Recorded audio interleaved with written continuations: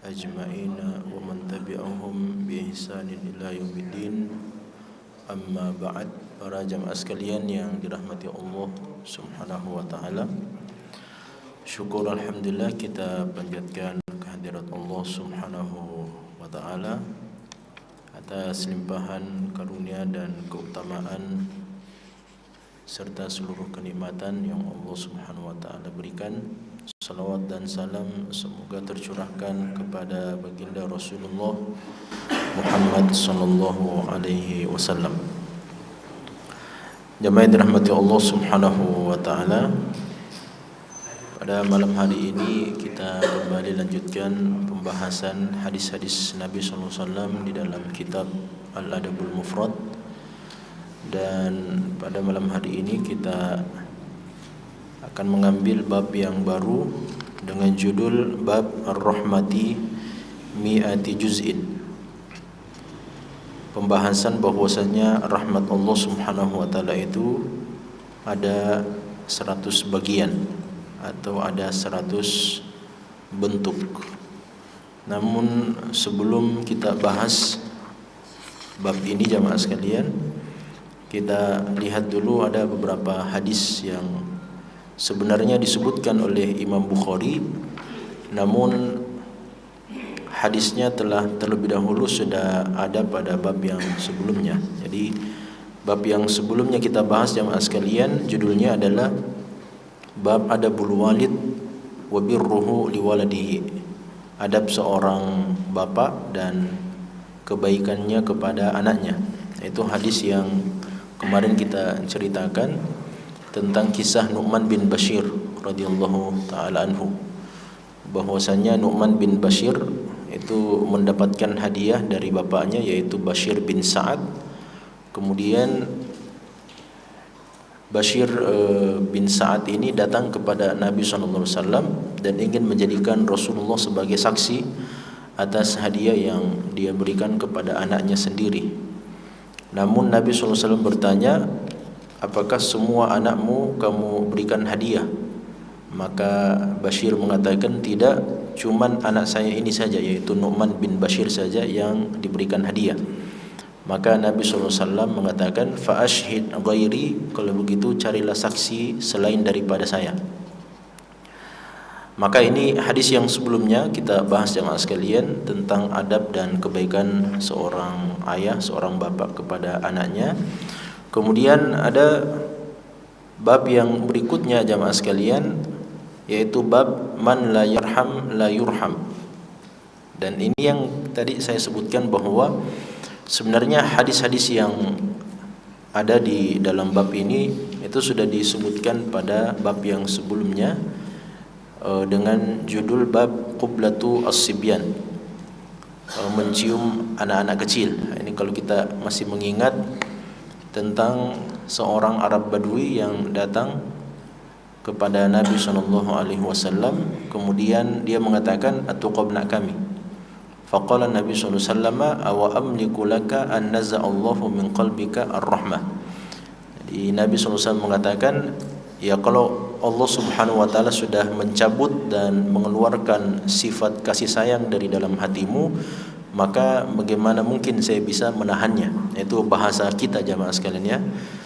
Meskipun dengan balaghah dan tingkat bahasa yang lebih tinggi tentu saja, kata Nabi SAW, apakah saya memiliki kemampuan untukmu apabila Allah Subhanahu wa taala telah menarik dari dalam hatimu rasa kasih sayang? Nah, itu pertanyaan sebenarnya sekaligus sebagai pernyataan dan penafian kepada sahabat ini bahwa saya tidak mampu. Kalau Allah Subhanahu wa taala sudah mencabut sifat kasih sayang dari dalam hatimu, maka saya tidak mampu untuk memasukkannya kembali. Dan ini menunjukkan bahwasanya sifat kasih sayang dan sifat rahmat dari itu berasal dari Allah Subhanahu wa taala, dan Allah Subhanahu wa taala memasukkan rasa kasih sayang dan sifat cinta itu kepada siapapun yang diinginkan. Kemudian hadis yang kedua dari bab qublatus sibyan itu jamaah sekalian yang kita sudah bahas sebelumnya, itu hadis Nabi SAW, yaitu hadis Al-Aqra bin Habis At-Tamimi radhiyallahu anhu, di mana dia mengatakan sesungguhnya saya punya 10 orang anak dan tidak ada satu orang pun dari anak yang saya punya itu saya cium. 10 orang anaknya dan tidak ada satu pun yang dia cium. Maka Nabi sallallahu alaihi wasallam fanadhara ilaihi Rasulullah sallallahu alaihi wasallam thumma qala man la yarham la yurham. Ini yang kemarin kita jelaskan. Nabi sallallahu alaihi wasallam memandang melihat kepada sahabat ini dan mengatakan siapa yang tidak mengasihi orang lain maka dia juga tidak akan dikasihi. Nah, ini yang hadis ini jamaah sekalian, teks hadis ini yang kemudian muncul pada bab yang berikutnya, yaitu bab man la yarham la yurham. Nah, ini judul babnya jamaah sekalian dengan teks hadis yang tadi kita sebutkan. Jadi judul babnya adalah siapa yang tidak mengasihi orang lain maka dia juga tidak akan dikasihi. Di sini diangkat beberapa buah hadis, ada 5 hadis jamaah sekalian, namun dengan teks yang kurang lebih hampir sama. Ya, dan maknanya pun juga telah kita jelaskan pada pelajaran yang sebelumnya. Di sini ada hadis dari Abu Sa'id Al-Khudri anin Nabi sallallahu alaihi wasallam, hadis yang pertama dan ini hadis yang sahih. Nabi sallallahu alaihi wasallam mengatakan dari hadis Abu Sa'id Al-Khudri, man la yarham la yurham. Ini bunyi teks hadisnya, kata Rasulullah SAW, siapa yang tidak merahmati dan mengasihi, menyayangi, maka dia juga tidak akan dikasihi. Dan ini jelas faedahnya jemaah sekalian, seperti yang kita jelaskan sebelumnya, bahwa al-jaza'u min jinsil amal. Jadi balasan itu, ini kaidah. Ini kaidah ya dalam agama kita, siapa al-jaza', balasan itu akan sesuai dengan jenis amalannya. Dan ini adalah diambil dari dalil-dalil baik itu dari Al-Quran ataupun dari hadis Nabi Sallallahu Alaihi Wasallam. Di antaranya jamaah sekalian, orang yang bersalawat kepada Nabi Sallallahu Alaihi Wasallam maka Allah juga akan bersalawat kepadanya. Itu di antara dalil yang menunjukkan bahwa balasan akan sesuai dengan jenis amalannya.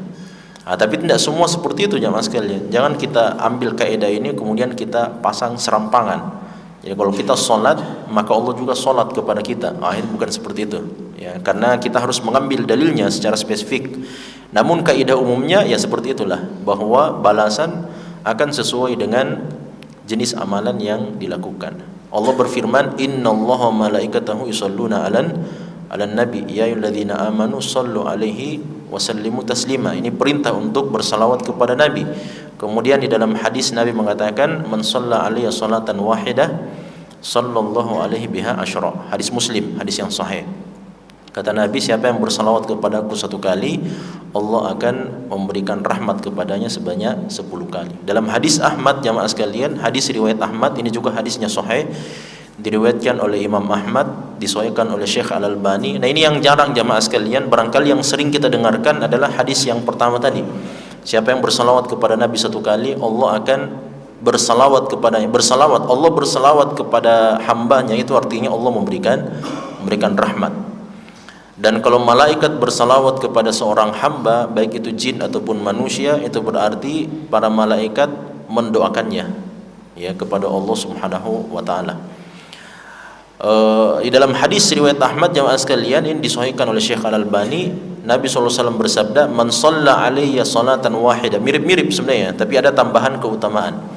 Kata Nabi, man shalla alayya salatan wahidah, siapa yang bersalawat kepadaku sebanyak 1 kali salawat, sallallahu alaihi biha asyra. Allah akan bersalawat kepadanya juga sebanyak 10 kali. Nah, sampai di situ jamaah sekalian hadisnya Muslim.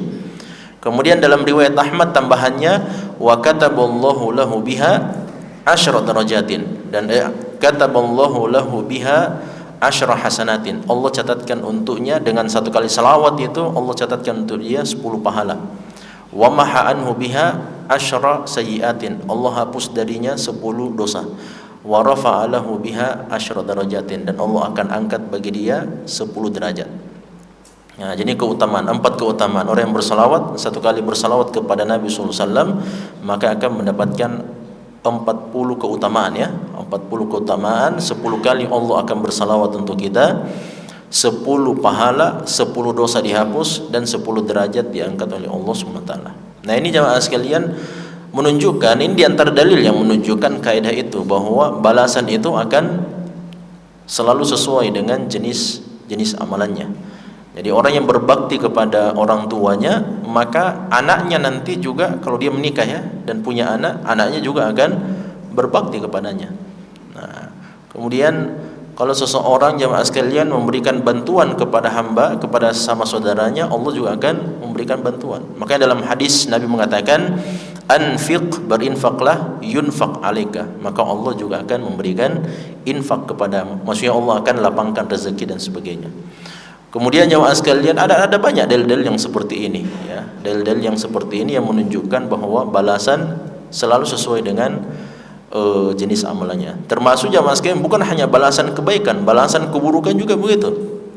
Ya, balasan keburukan pun juga seperti itu, dan ada banyak dalil-dalil baik itu dari Al-Qur'an ataupun dari hadis Nabi SAW yang menjelaskan bahwa siapa yang berbuat dosa dengan dosa tertentu maka dia akan diberikan balasan yang serupa sepertinya.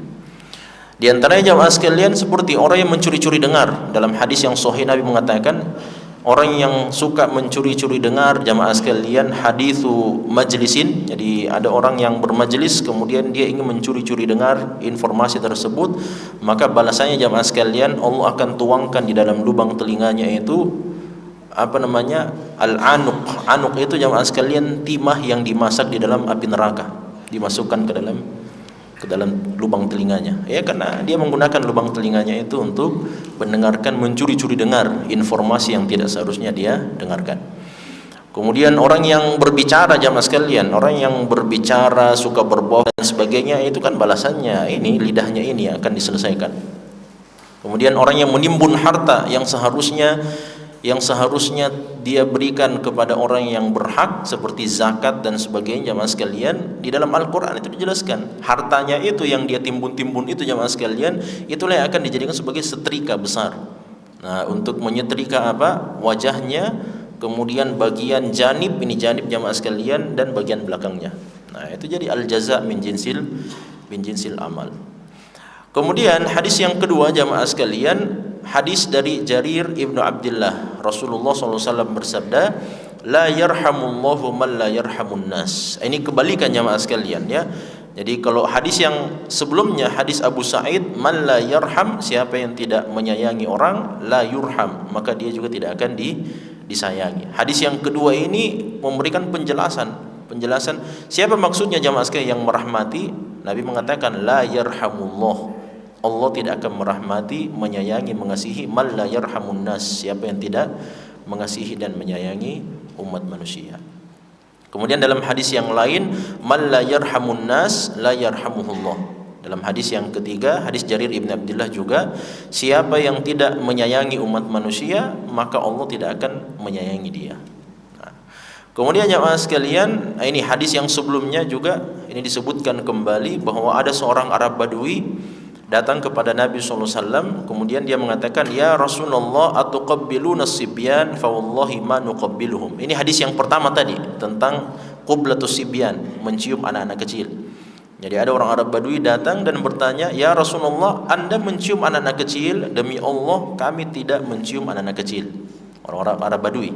Makanya orang Arab Badui itu jamaah sekalian, Allah SWT berfirman, al-a'rabu asyaddu kufra wa nifaqa wa ajdaru alla ya'lamu hududa ma anzalallahu ala rasulihi. Itu ayat Al-Quran. Allah mengatakan orang-orang Arab Badui, al-a'rab asyaddu kufran wa nifaqa, itu mereka itu jauh lebih keras kekufuran dan kefasikannya, kemunafikannya. Kenapa jamaah sekalian? Karena tabiat mereka, artinya kalau ada yang kafir di antara mereka, maka kekufurannya itu akan lebih dahsyat dibandingkan dengan orang-orang kota.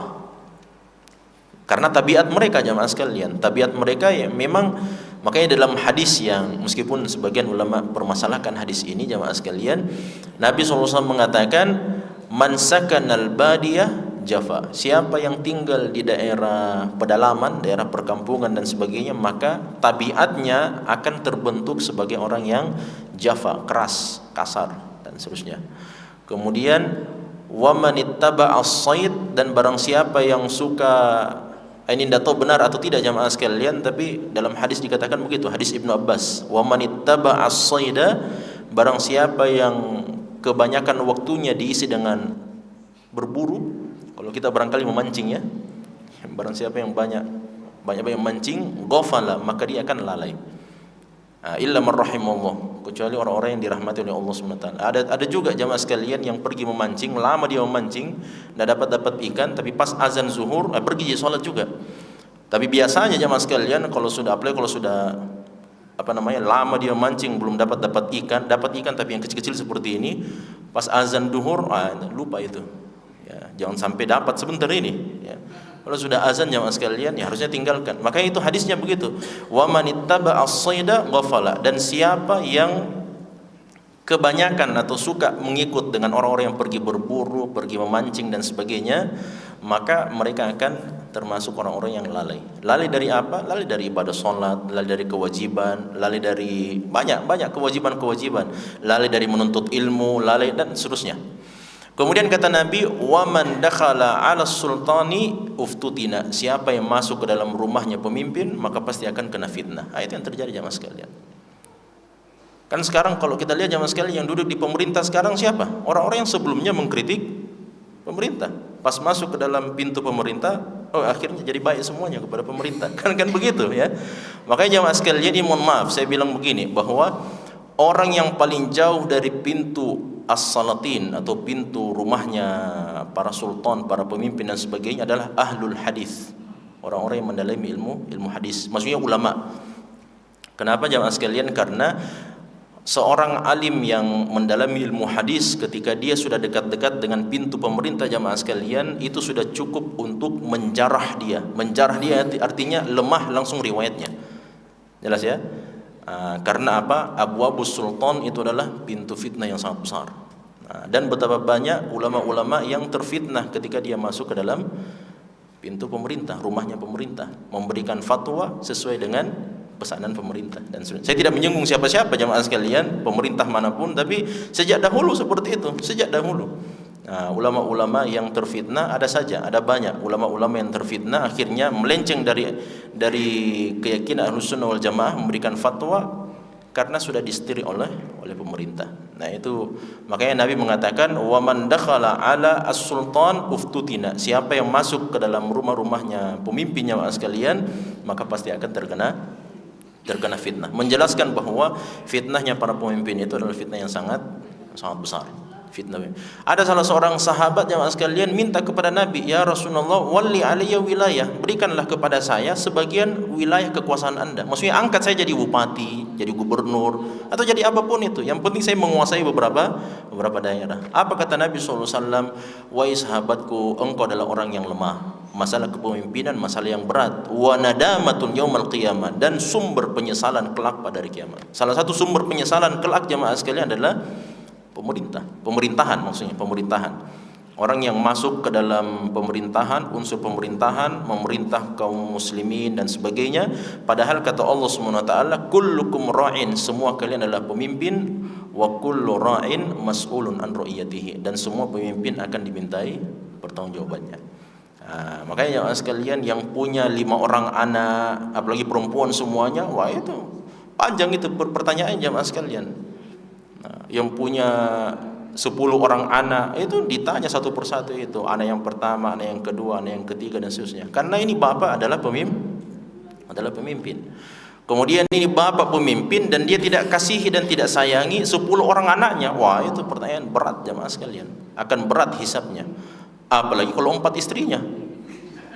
Baru dari masing-masing pabrik 10 anaknya, 40 anaknya. Wah, luar biasa itu. Jelas ya? Nah, makanya sekalian, ada seorang ustadz dari Kendari kalau saya tidak salah, 4 orang istrinya, 27 anaknya. Sekarang masih kecil-kecil semua. Dan saya dapat jamaah sekalian di Madinah, saya dapat beliau, alhamdulillah, beliau aslinya orang Kendari, dan 4 orang istri beliau, masya Allah, baru-baru saja bulan lalu kalau tidak salah lahir anak, alhamdulillah telah dilahirkan untuk saya anak yang ke-27. Masya Allah, 27. Kalau dihitung-hitung jamaah sekalian, 27 dibagi 4 itu berapa? 8 ya? 6 ya. Masih normal, masuk akal itu. Saya bersaudara 7 orang. Berarti kalau ditambah 7, 4 dikali 7 berapa itu? Itulah.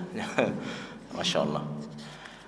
Kemudian jamaah sekalian, di sini dikatakan lagi, nah ini ada hadis jamaah sekalian, hadisnya dihasankan, bahwasanya Umar bin Khattab radhiyallahu taala anhu istamala rajulan, pernah Umar bin Khattab itu menyewa seseorang ya untuk menjadi pekerja. Faqala al-amil, maka berkatalah si pekerja ini jamaah sekalian, innali kada wa kada minal walad, dia bilang saya punya beberapa orang anak, ma qabbaltu wahidan minhum. Kayaknya ini orang jamaah sekali, ini pekerja, ini tukang kayaknya dari Badui, karena dia bilang saya punya sekian anak, tidak ada satupun yang saya cium. Ternyata didengar sama Umar. Didengar oleh Umar radhiyallahu taala anhu. Faza'ama Umar au qala Umar, maka Umar bin Khattab mengatakan, innallaha azza wa jalla la yarhamu min ibadihi illa abarrahum. Kata Umar, sesungguhnya Allah Subhanahu wa taala tidak akan merahmati di antara hamba-hambanya kecuali orang-orang yang paling baik di antara mereka. Maksudnya orang-orang yang paling kasih sayang kepada orang-orang di sekitarnya.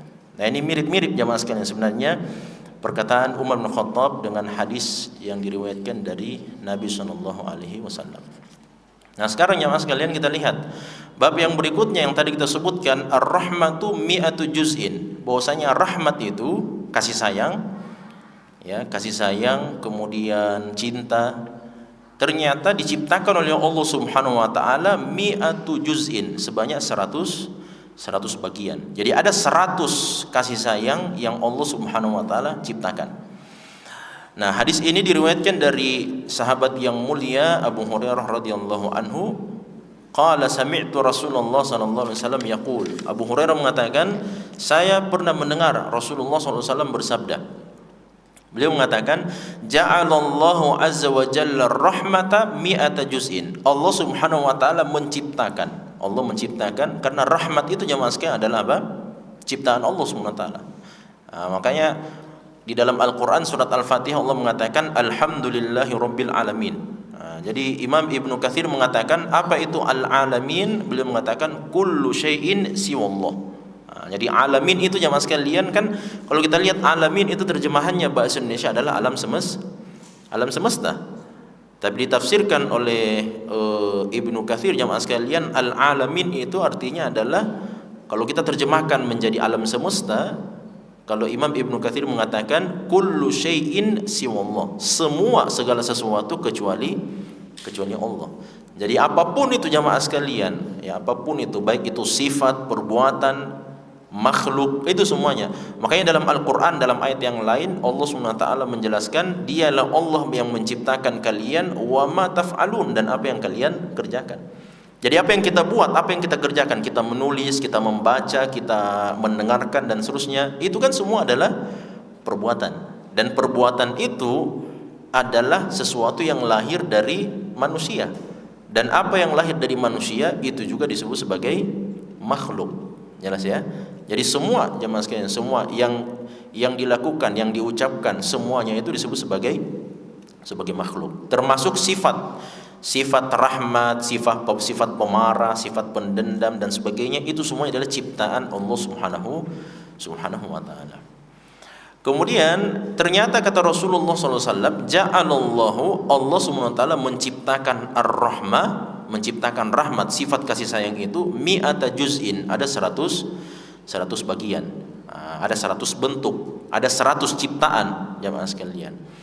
Nah, di sini ada faedah bahwasanya yang dimaksud dengan rahmah di sini jamaah sekalian, sifat kasih sayang itu, perbuatan itu adalah sifatu fi'lin. Dia adalah sifat yang lahir karena adanya perbuatan. Jelas ya? Sifat yang lahir karena adanya perbuatan. Nanti akan jelas jamaah sekalian dari contoh yang diberikan sama Nabi SAW. Dan dia bukan sifatu dzatin. Saya ulangi, sifat atau rahmat ini jamaah sekalian, dia bukan sifatu dzatin. Apa bedanya sifatu fi'lin dengan sifatu dzatin? Sifat perbuatan atau sifat yang dihasilkan oleh perbuatan, dan sifat yang dibawa oleh zatnya pelaku tersebut. Nah, itu dua hal yang berbeda jamaah sekalian. Jadi kalau kita bilang orang ini adalah orang yang penyayang, itu berarti yang kita sifatkan ini adalah apa? Kalau kita bilang orangnya ini adalah orang yang penyayang, itu berarti dia adalah sifatu dzat.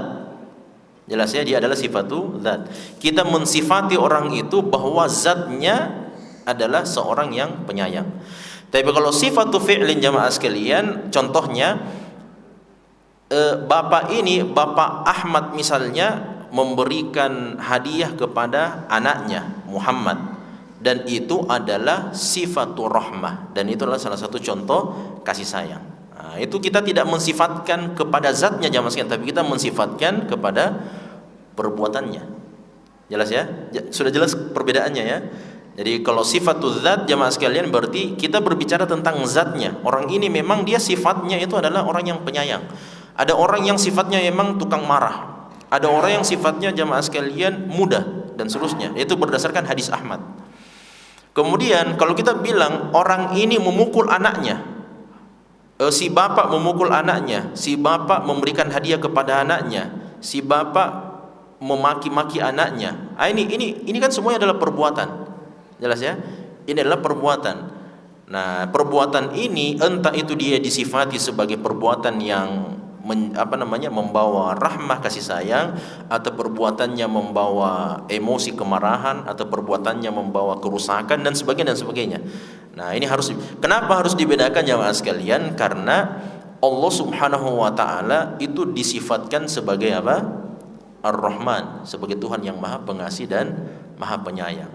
Dan yang dimaksud dengan mi'ata juz'in di sini jamaah sekalian itu adalah perbuatan, sifatu fi'lin, bukan sifatu dzat. Karena sifat Allah Subhanahu wa taala, sifat zatnya Allah Subhanahu wa taala itu tidak berjumlah. Dia cuma satu.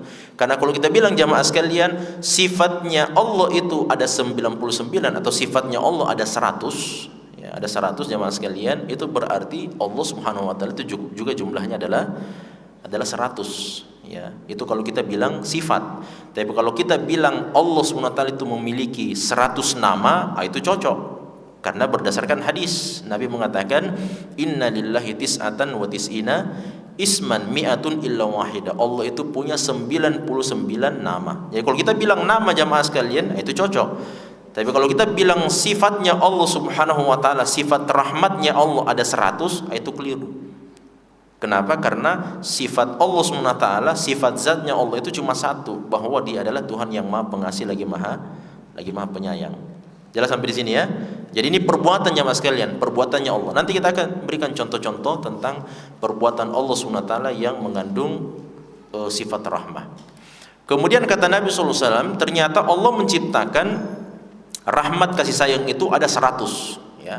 Kata Nabi, fa amsaka indahu tis'atan wa tis'in. Ternyata disimpan oleh Allah Subhanahu wa taala sebanyak 99. Jadi kalau dibilang jamaah sekalian ada 100 sifat rahmat yang Allah Subhanahu wa taala sudah ciptakan, 99-nya itu masih ada di sisi Allah Subhanahu wa taala. Kemudian wa anzala fil ardi juz'an wahidan. Kata Nabi, kemudian Allah turunkan yang dari 100 itu diturunkan satu di muka bumi ini. Famin dzalikal juz'i yatarahamul khalqu. Dari satu bagian kasih sayang itu jamaah sekalian Allah turunkan 100. Satu diturunkan, yang satu inilah jamaah sekalian yatarahamul khalqu, makhluk umat manusia, dan siapapun itu yang namanya makhluk jamaah sekalian itu saling merahmati antara satu dengan yang lain. Nah, jadi satu inilah jamaah sekalian yang kita saling berbagi ini. Saling berbagi. Jadi ada orang yang memang penyayang, ada juga yang tidak penyayang. Kalau dia tidak penyayang, berarti dia tidak kebagian memang ini yang satu bagian. Makanya jamaah sekalian, di dalam hadis itu Nabi SAW mengatakan, Nabi menceritakan bahwa ketika Allah Subhanahu wa taala telah menciptakan Nabi Adam alaihissalam, ini diantara kisah-kisah barangkali yang jarang kita dengarkan dari kisah-kisah Nabi Adam alaihissalam. Nabi Adam setelah diciptakan oleh Allah Subhanahu wa taala, Allah Subhanahu wa taala kan diantara ayat yang menjelaskan Al-Baqarah 31, wa 'allama Adamal asma'a kullaha, dan Allah Subhanahu wa taala mengajarkan kepada Nabi Adam nama semua makhluknya. Ternyata jamaah sekalian dalam hadis itu disebutkan bahwa ketika Nabi Adam sudah diciptakan oleh Allah Subhanahu wa taala, ini sebelum penciptaan Hawa, Allah Subhanahu wa taala menyapu Nabi Adam alaihissalam. Ini sehubungan dengan surat Al-A'raf ya, surat Al-A'raf ayat ke 172 ya, 172 tentang firman Allah Subhanahu wa taala, qala alastu birabbikum qalu bala syahidna. Nah, itu kan ternyata setiap makhluk, setiap keturunan Nabi Adam alaihissalam itu yang akan hidup nanti dalam kehidupan dunia, termasuk kita semua jamaah sekalian, kita ini dahulu telah dimintai pertanyaan atau dimintai jawaban oleh Allah Subhanahu wa taala. Janji namanya mitsaq. Mitsaq adalah perjanjian. Allah Subhanahu wa taala telah bertanya kepada kita dengan mengatakan, alastu bi rabbikum, bukankah saya adalah Tuhan kalian? Qalu bala syahidna. Mereka semuanya mengatakan, benar engkau adalah Tuhan kami yang menciptakan kami semua, kami mempersaksikan hal tersebut. Makanya jemaah sekalian, Nabi mengatakan dalam hadis yang lain, kullu mauludin yuladu alal fitrah. Semua anak yang lahir semuanya lahir di atas fitrah, dan fitrah itu adalah menyatakan dan menyaksikan bahwa Allah adalah Tuhan kita semua. Itulah fitrah jemaah sekalian. Jadi dalam hadis itu dikatakan oleh Nabi SAW, setelah Allah menciptakan Nabi Adam, Allah menyapu punggungnya Nabi Adam. Jadi disapu itu punggungnya Nabi Adam jemaah sekalian. Makanya laki-laki atau manusia itu tercipta setelah Nabi Adam alaihissalam dan Hawa diciptakan. Dari mana penciptaannya? Dari mana? Dari tulang sulbi kan? Dari tulang sulbi. Tulang sulbi itu sumbernya sumber apa jemaah sekalian? Sumber air sperma. Tulang sulbi itulah yang dalam ilmu biologi jemaah sekalian itu adalah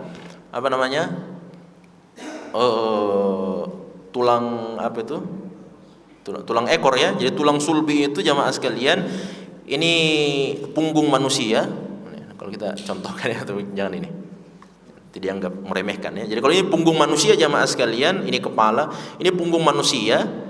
Ini kalau ada yang patah ini punggung manusia jamaah sekalian masih aman gitu, masih hidup insyaallah. Tapi kalau ini tulang sulbi yang patah jamaah sekalian, tulang ekor biasanya orang bilang, wah itu berbahaya, sangat berbahaya sekali. Kalau ini yang patah, tingkat kematian sangat tinggi sekali. Kalaupun tidak mati, barangkali tidak akan punya anak keturunan lagi. Itu karena sumber air sperma itu berasal dari tulang sulbi, tulang yang paling kecil jamaah sekalian, dan itulah satu-satunya tulang yang tidak akan hancur dimakan tanah. Itu satu-satunya tulang. Jadi semua tulang kita, tulang tengkorak yang paling keras, yang paling lembek, semuanya hancur kecuali tulang sulbi. Dari tulang sulbi itulah dalam hadis disampaikan Allah Subhanahu wa taala menumbuh kembangkan kembali seluruh umat manusia kelak pada hari kiamat nanti. Karena itu yang tidak hancur dimakan tanah.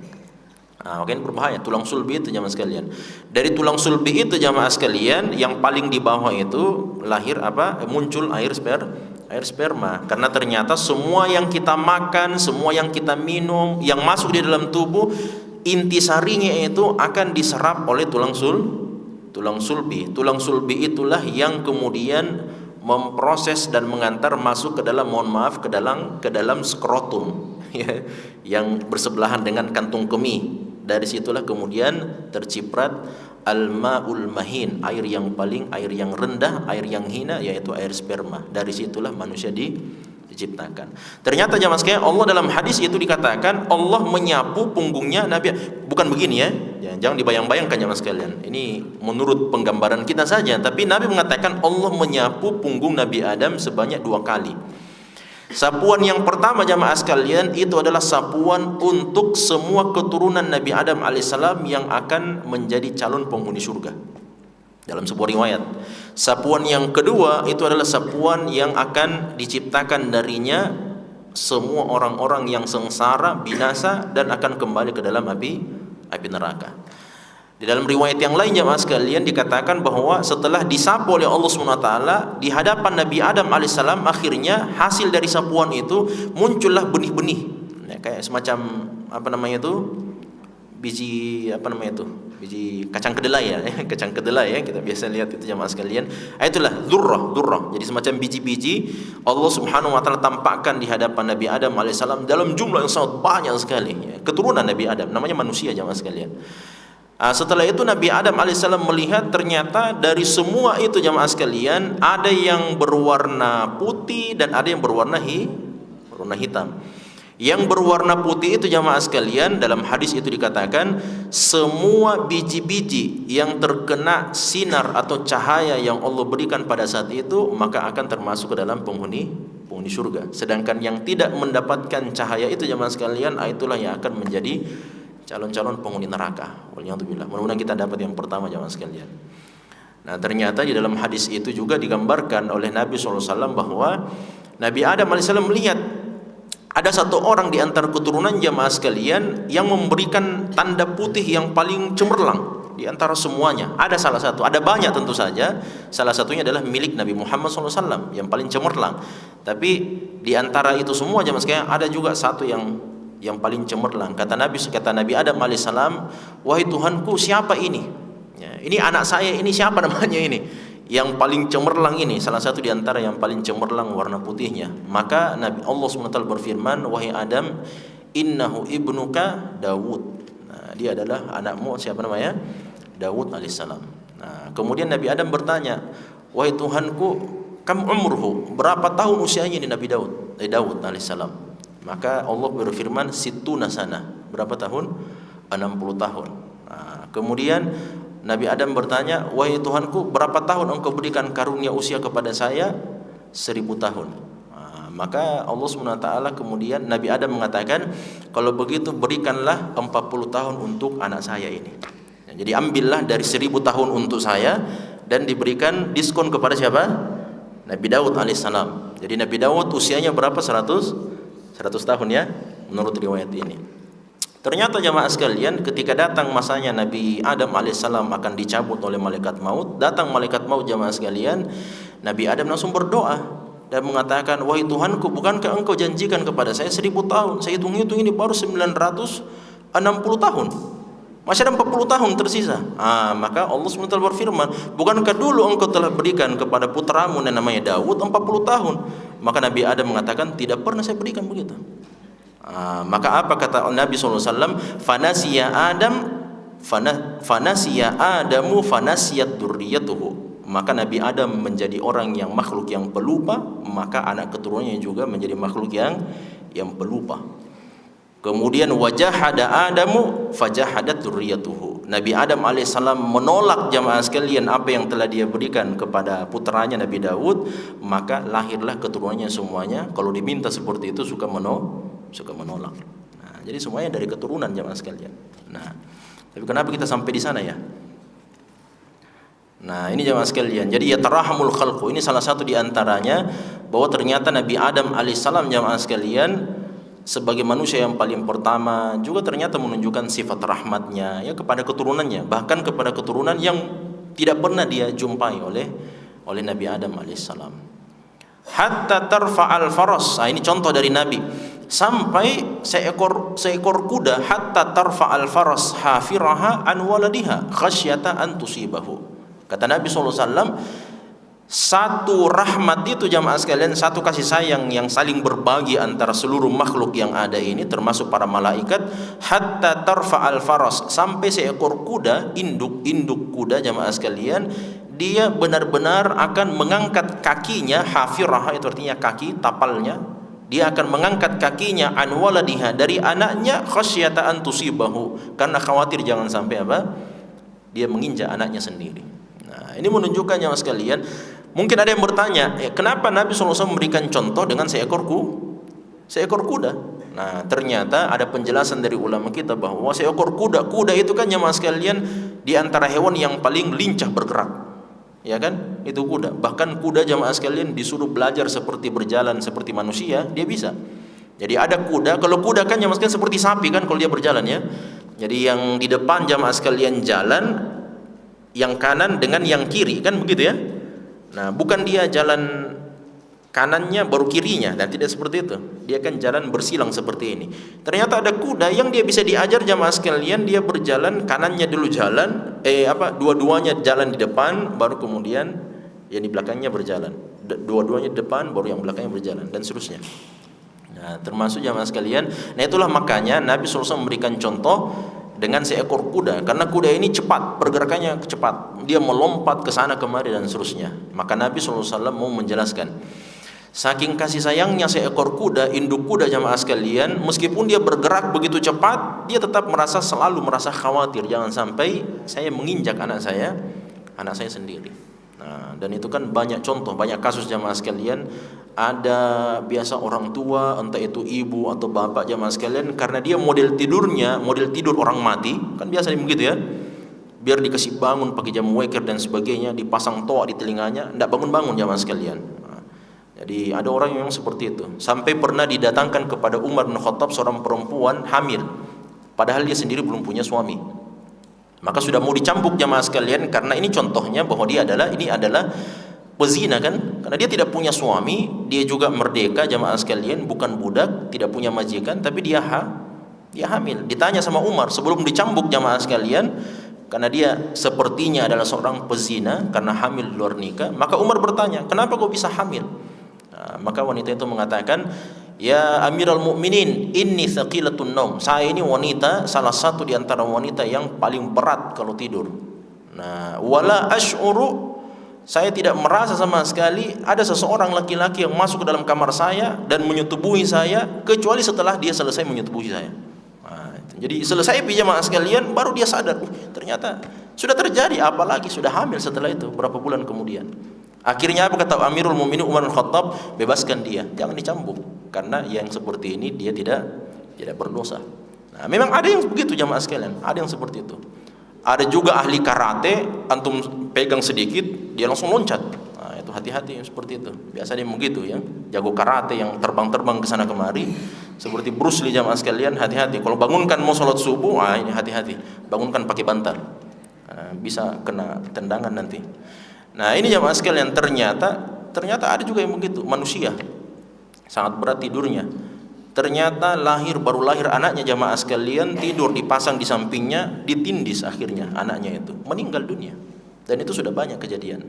Nah, ini pelajarannya mas kayak bahwa ternyata seekor kuda dia mengangkat kakinya, khawatir jangan sampai menginjak anaknya. Dan itu diantara bukti bahwasanya Allah Subhanahu wa taala dengan rahmat yang telah Dia ciptakan, 100 rahmat yang Allah ciptakan jemaah sekalian, satu diantaranya diturunkan, itulah yang berbagi antara sesama manusia.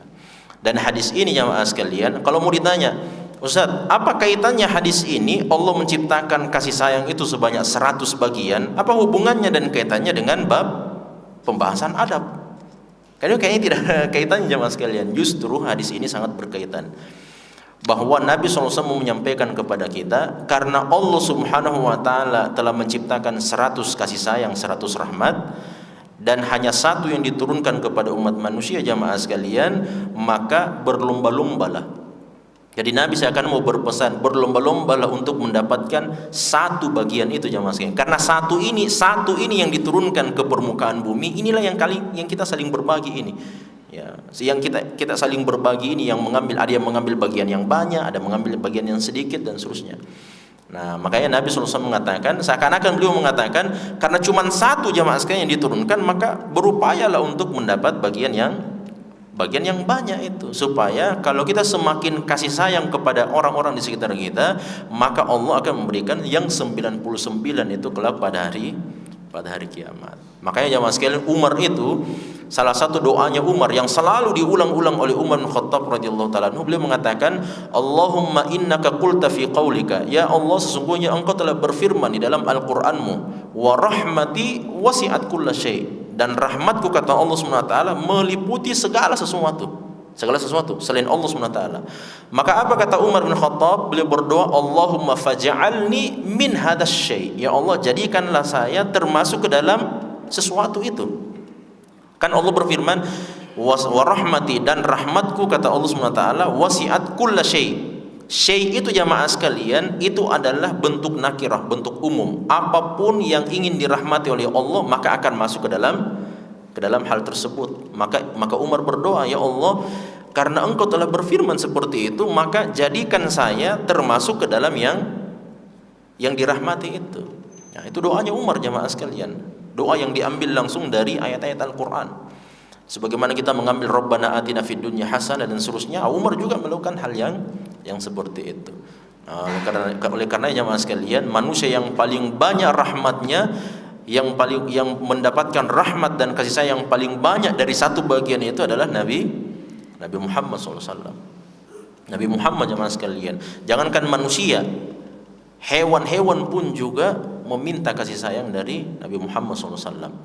Termasuk benda-benda mati jamaah sekalian, benda-benda mati seperti batang pohon kurma yang sudah mati, yang sudah lama ditinggalkan oleh Nabi SAW. Akhirnya dalam riwayat yang sahih menangis ketika Nabi SAW berkhutbah dan tidak lagi dijadikan sebagai sandaran. Itu kan pernah kita ceritakan di sini ya.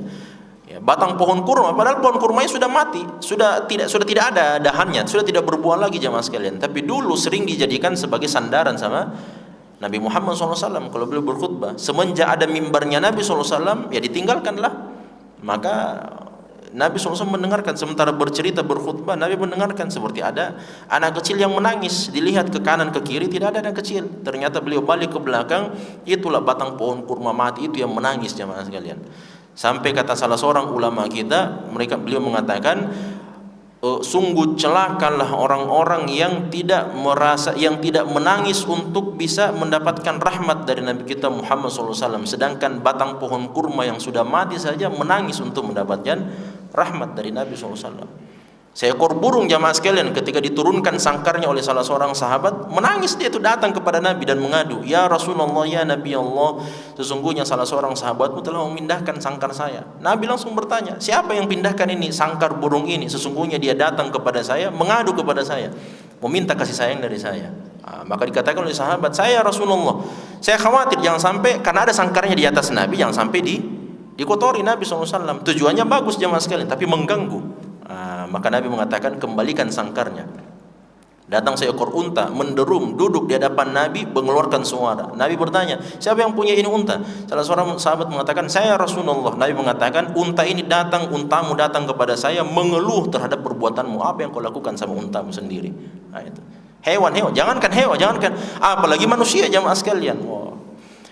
Ketika Nabi SAW, ini salah satu contoh ya, ketika Nabi SAW ingin membuka kota Mekah, Fathu Mekah, Nabi SAW itu biasa kalau mau menyerang sebuah daerah, jamaah sekalian, orang-orang kafir, Nabi suka bertanya ke daerah-daerah yang lain, supaya orang-orang yang dituju itu tidak mengetahui bahwa Nabi ternyata mau masuk ke daerah mereka. Ketika Nabi SAW ingin membuka kota Mekah, Fathu Mekah, Nabi SAW ternyata sudah keceplosan jamaah sekalian bertanya-tanya tentang Mekah. Maka salah seorang sahabat namanya Hatib ibnu Abi Balta'ah, dia tulis surat khianat kepada Nabi SAW. Karena apa? Di dalam surat itu dia menulis jamaah sekalian, menyampaikan kepada orang-orang musyrik. Pimpinannya siapa? Abu Sufyan pada saat itu, tahun ke-8 Hijriah, tahun ke-7. Kemudian dia tulis, "Wahai orang-orang Quraisy, ya ma'syar Quraisy, inna Muhammadan, sesungguhnya Muhammad Rasulullah SAW akan menyerang kalian dalam Fathu Mekah, maka bersiap-siaplah." Diberikan kepada salah seorang istrinya. Setelah itu jamaah sekalian, istrinya ini membawa suratnya, dimasukkan ke dalam sanggul ya, kondeknya ya istilahnya ya, dimasukkan ke dalam sanggulnya jamaah sekalian. Kemudian dia pergi ke Mekah membawa surat tersebut. Itu kan perbuatan apa? Perbuatan khianat jamaah sekalian, khianat kepada Allah, khianat kepada Rasulullah, khianat kepada agama Islam. Maka ternyata langsung turun Jibril alaihissalam. Karena kalau sampai ini wanita jamaah sekalian ke Mekah, maka otomatis terbongkar rahasia Nabi SAW dan tidak akan berhasil itu Fathu Mekah. Akhirnya apa yang terjadi? Jibril langsung datang dan menyampaikan, "Ya Rasulullah, panggillah sahabatmu dan mintalah supaya segera didapat itu perempuan." Istrinya Hatib ibnu Abi Balta'ah sudah mengirim surat untuk membocorkan rahasia yang kamu ingin lakukan. Maka Nabi SAW memanggil 2 orang. Siapa? Ali bin Abi Thalib dan Zubair bin Awam. Segera, kata Nabi, segera dapatkan perempuan itu, ambil surat dari dia dan bawa kepada saya, termasuk siapa yang menulis surat tersebut. Ternyata jamaah sekalian sampai di sebuah daerah namanya Rawdatul Khah, sebuah daerah dekat di luar dari kota Mekah. Setelah ketemu dengan Ali mengatakan, "Serahkan surat yang dititipkan kepadamu." Wanita itu bilang, "Tidak ada surat sama saya." Apa kata Ali? "Demi Allah, Rasulullah tidak pernah berdusta dan tidak pernah didustakan. Serahkan segera itu suratnya, kalau tidak saya akan telanjangi kamu." Itu kata Ali bin Abi Thalib. Maka diserahkan surat itu jamaah sekalian, dibawa kepada Nabi SAW. Dilihat jamaah sekalian, ternyata dari Hatib ibnu Abi Balta'ah. Dipanggil Hatib ibnu Abi Balta'ah, kemudian diberikan apa? Penghakiman. Di samping kanan Nabi SAW sudah duduk siapa kira-kira? Umar bin Khattab radhiyallahu ta'ala dengan pisaunya. Bukan pisau, dengan pedangnya. Maka apa kata Umar bin Khattab? Umar bin Khattab mengatakan, "Ya Rasulullah, izinkan saya untuk membunuh orang ini. Dia ini orang kafir, dia sudah munafik." Apa kata Nabi SAW ketika ditanya jamaah sekalian, "Wahai Hatib, kenapa kamu membocorkan rahasia saya?" Kata Hatib, "Ya Rasulullah, saya punya anak-anak perempuan di Mekah dan saya juga punya keluarga banyak di Mekah. Saya menginginkan supaya mereka Abu Sufyan itu menjaga anak-anak saya supaya tidak terbunuh juga. Dan Hatib bin Ibnu Abi Balta tidak menginginkan membocorkan rahasia Rasulullah SAW, dan dia juga termasuk orang yang beriman. Ketika Umar jamaah sekalian sudah mau membunuh ini Hatib, Nabi mengatakan, wahai Umar, engkau tidak mengetahui, padahal Allah Maha mengetahui. Allah SWT telah mengetahui bahwa orang-orang ahlu Badar itu adalah orang-orang beriman, dan Hatib ibnu Abi Balta termasuk orang-orang yang ikut dalam perang Badar. Allah berfirman kepada ahlu Badar, orang-orang yang ikut berperang dalam perang Badar, i'malu ma syi'tum, berbuatlah apa yang kalian mau lakukan, faqad ghafartu lakum, karena saya sudah mengampuni dosa-dosa kalian. Nah, itu jadi salah satu di antara sifat rahmat Nabi kita Muhammad SAW, yang mengingat-ingat kebaikan-kebaikan para sahabat Nabi SAW. Nah, ini jamaah sekalian, mudah-mudahan kita bisa mendapatkan sebagian di antara satu rahmat yang Allah SWT turunkan kepada umat manusia. Subhanakallahumma hamdik, asyhadu an la ilaha illa anta, astaghfiruka wa atubu ilaik. Wassalamualaikum warahmatullahi wabarakatuh.